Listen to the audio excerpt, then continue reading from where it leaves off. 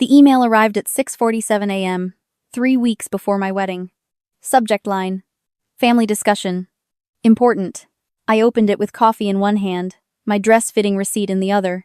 We've decided not to attend your wedding. Your brother's family will be there, of course. He's worked hard for his position at the firm. You, on the other hand, continue to make questionable choices. We can't support this lifestyle anymore.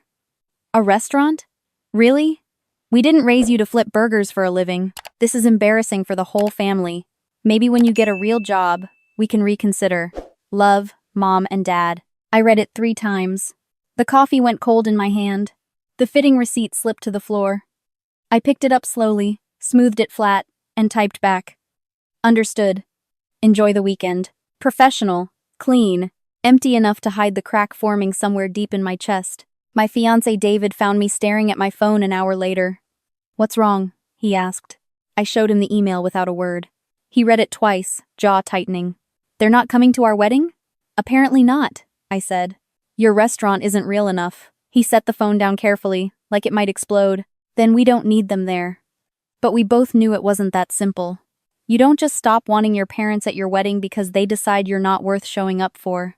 Before we go further, let me tell you where this started. I need you to understand this wasn't sudden. This was years in the making. When I was 16, I told my parents I wanted to go to culinary school. My mother laughed. Not a real laugh, the kind that cuts. That's a hobby, sweetheart. Not a career. My father nodded from behind his newspaper. Your brother is applying to law schools. That's a career. I brought home recipes, cooked dinner for weeks, presented business plans I'd researched for hours. My mother tasted everything, said it was lovely, then added, but you need something stable. At 18, I got accepted to the Culinary Institute. My parents refused to pay. We're not funding your experiment, my father said. We'll pay for business school. Or accounting. Something practical. My brother got a full ride to his law program, plus a car, plus an apartment deposit. I got a job washing dishes at night and took out loans. 4 years later, I graduated near the top of my class. My parents didn't come. They were at my brother's law firm reception. When I called to tell them, my mother said, "That's wonderful, honey. Your brother just made junior partner. Isn't that amazing?" I hung up before she could hear me cry. I worked in kitchens for 6 years. 16-hour days, burns on my arms, cuts on my fingers. I learned from the best, kept my head down, saved every dollar. By 28, I had $50,000 in savings. My brother had a townhouse, a wife, 2 kids, and my parents' constant praise. I had a studio apartment and a dream. When I told them I was opening my own restaurant, my father actually groaned, "You're throwing your life away." My mother tried a different approach. "What about David? He's a doctor. You could be comfortable. Why risk it?" "Because it's mine," I said. They didn't understand. They never would. I rented a small space in a neighborhood nobody wanted. Old factory district, broke windows, graffiti on every wall. The rent was cheap. The building needed everything. I spent 3 months renovating with my own hands. David helped on weekends. My best friend Sarah brought tools and paint. My parents never visited. Not once. Opening night, 70 people showed up. My parents weren't among them. My brother texted, "Good luck, I guess. Mom and Dad say hi." They didn't say hi. They hadn't called in weeks. The first year nearly broke me. Cash flow problems. Equipment failures. 2 cooks quit the same week. I maxed out 3 credit cards and slept 4 hours a night. David held me through panic attacks at 3 a.m. Sarah covered shifts when I couldn't afford staff. Every month, I barely made rent. Every month, my parents called my brother to congratulate him on another promotion. One night, completely exhausted, I called home. My mother answered. "I need help," I said quietly. "The restaurant's struggling. I don't know if I can make payroll next week." Silence. Then, maybe this is a sign. A sign of what? That it's time to get serious. Close it down.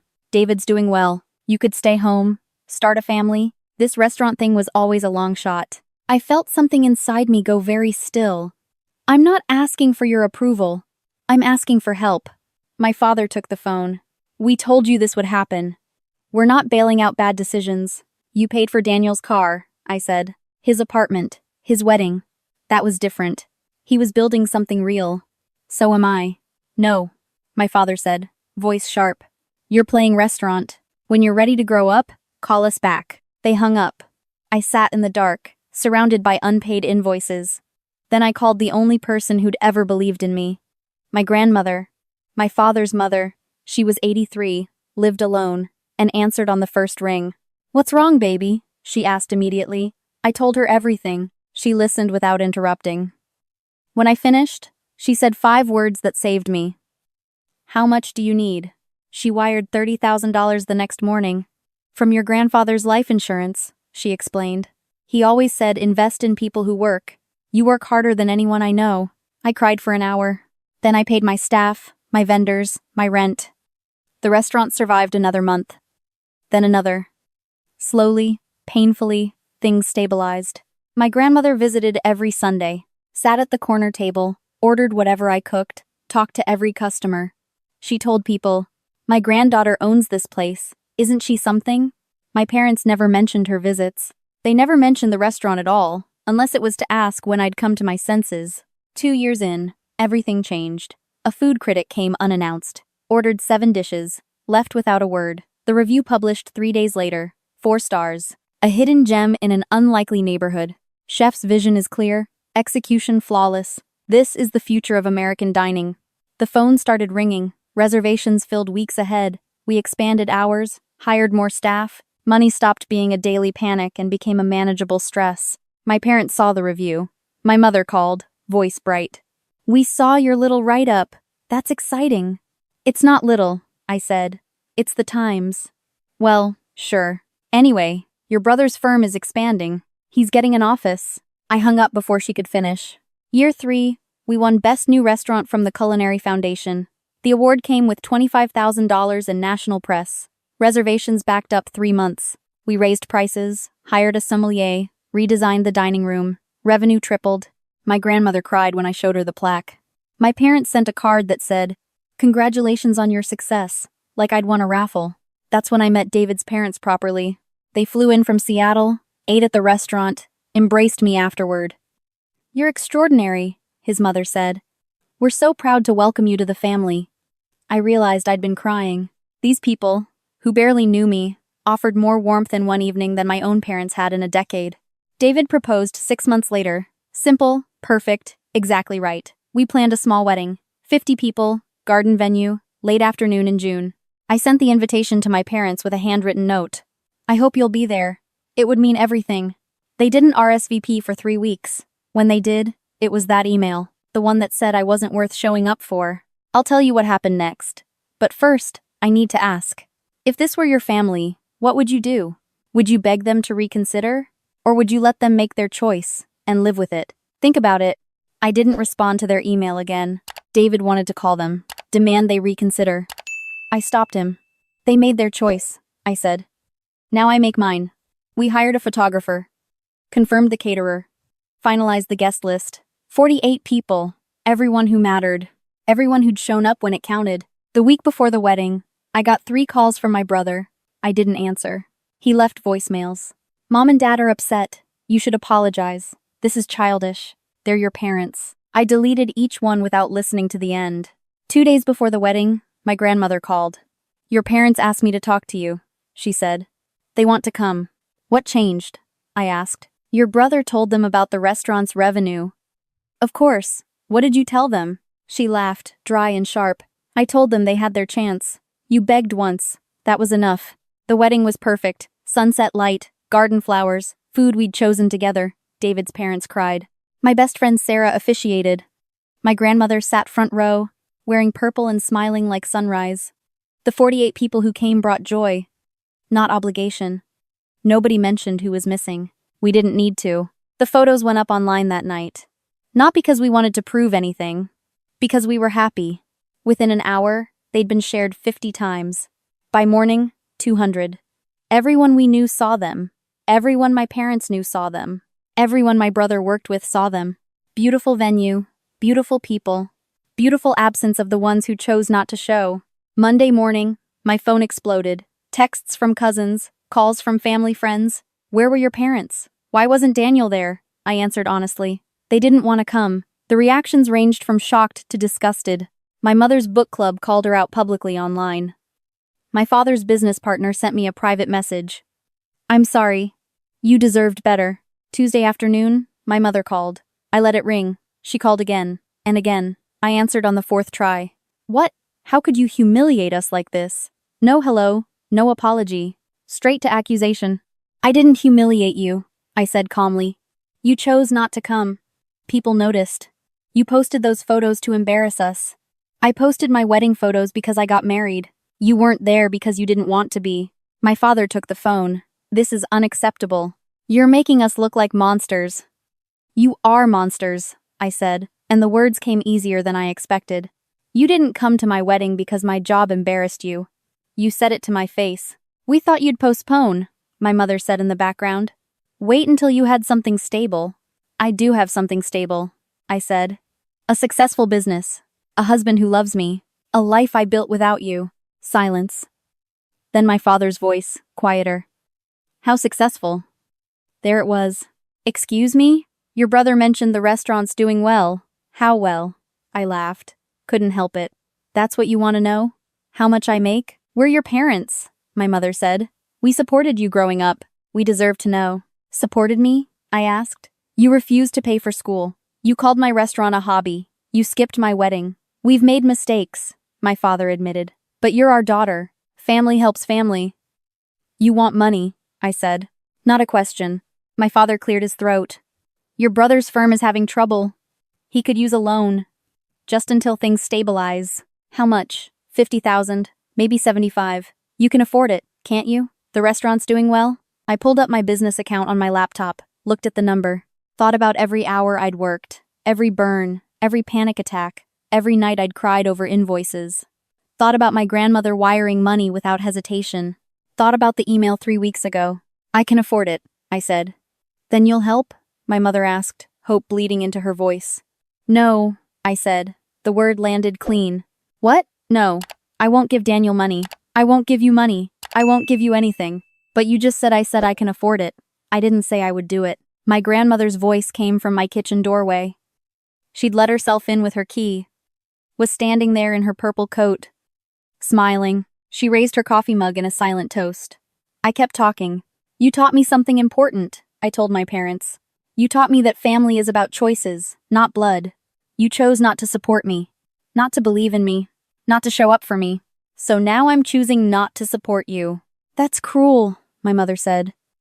No, my grandmother called out, loud enough for them to hear. That's fair. Mother? My father said, confused.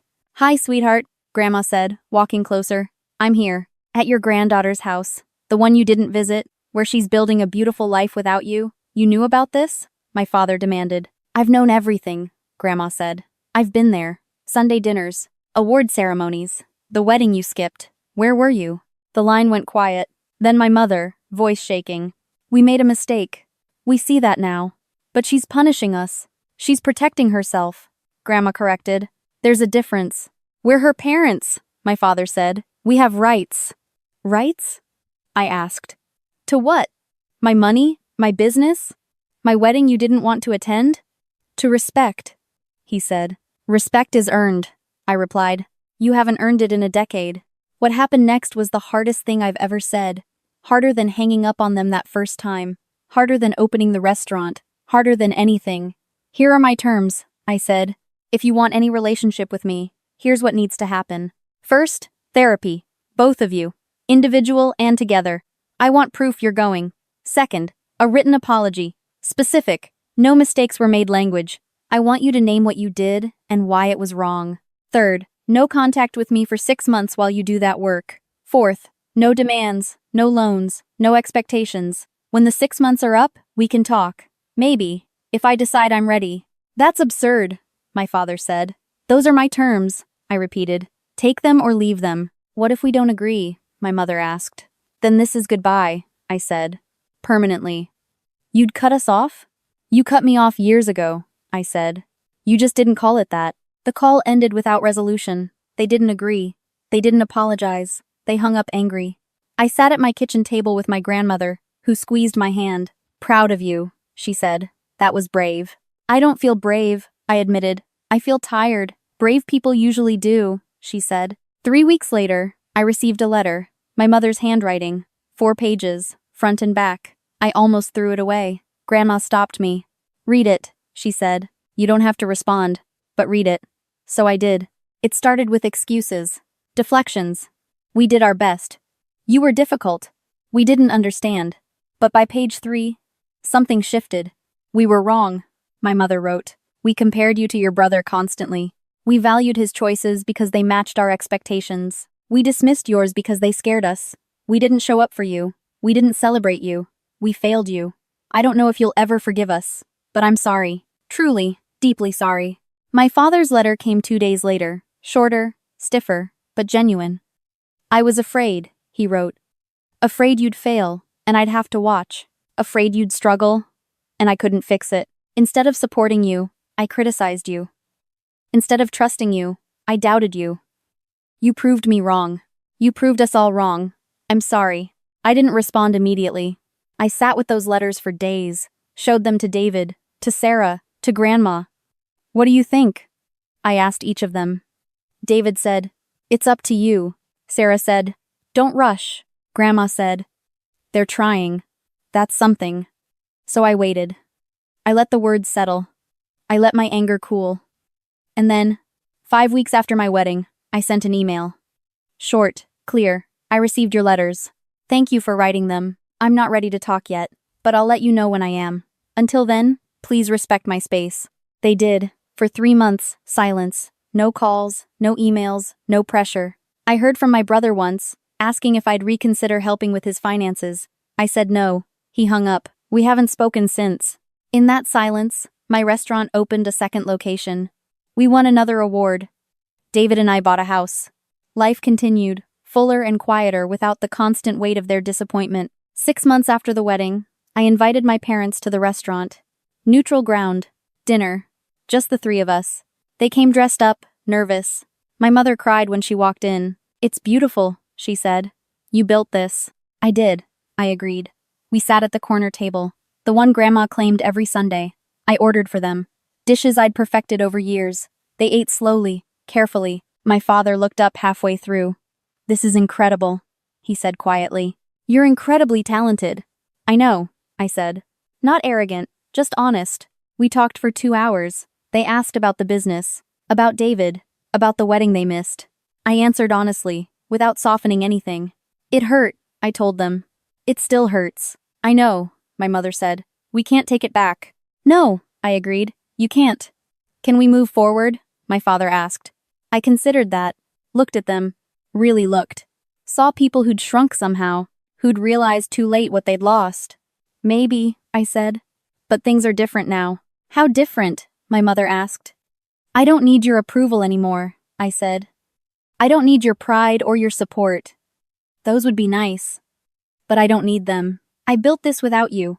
I'll keep building without you if I have to. We don't want that, my father said. Then show up, I said simply. Actually show up. Not just for the big moments, for the small ones. Birthdays, Sunday dinners, random Tuesdays. Prove you want to be here.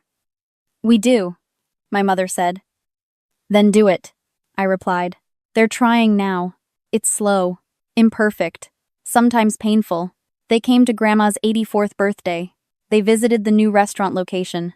They sent flowers when we got a James Beard nomination. It's not the relationship I wanted as a kid, but it's honest. And honestly, that might be enough. My brother still doesn't speak to me. He's bitter about the money, about the attention, about the success he thought was his alone. My parents try to bridge that gap sometimes. I let them try, but I don't chase him. I learned the hard way that you can't force people to value you. They either do or they don't. Last week, a young woman came into the restaurant, 22, culinary school graduate, scared and determined. She asked if we were hiring. I hired her on the spot. Then I took her aside. Your family support this? I asked. She shook her head. They want me to do something practical. I smiled. Then prove them wrong. Work hard, show up. Build something they can't deny. She nodded, eyes bright. Did you? Every single day, I said. That's the real ending. Not revenge, not reconciliation, just persistence. I kept going when they said I'd fail. I built something when they said it was impossible. I set boundaries when they tried to take what they didn't earn. And now I'm here. Successful, happy, surrounded by people who chose to show up. The ones who didn't, they're learning what they lost. Some of them are trying to earn their way back, some aren't. And both of those things are okay. Because here's what I learned. You don't need everyone's approval. You don't need your family to believe in you. You need to believe in yourself. You need people who will show up when it's hard. You need boundaries strong enough to protect what you build. Everything else? Optional. My parents called me a risk, said I was throwing my life away, said I'd never make it. They were wrong. And whether they admit it or not, whether they show up or not, I'll keep proving them wrong, every single day. Because this life, this beautiful, hard, imperfect life I built with my own hands, it's real, it's mine, and it doesn't need their permission to exist. If this story resonated with you, if you've ever had to build something without the support you deserved, let me know. Share this with someone who needs to hear it. And remember, the people who don't show up don't get to benefit from what you create. That's not cruelty, that's just boundaries. And boundaries? They're the foundation of everything worth building.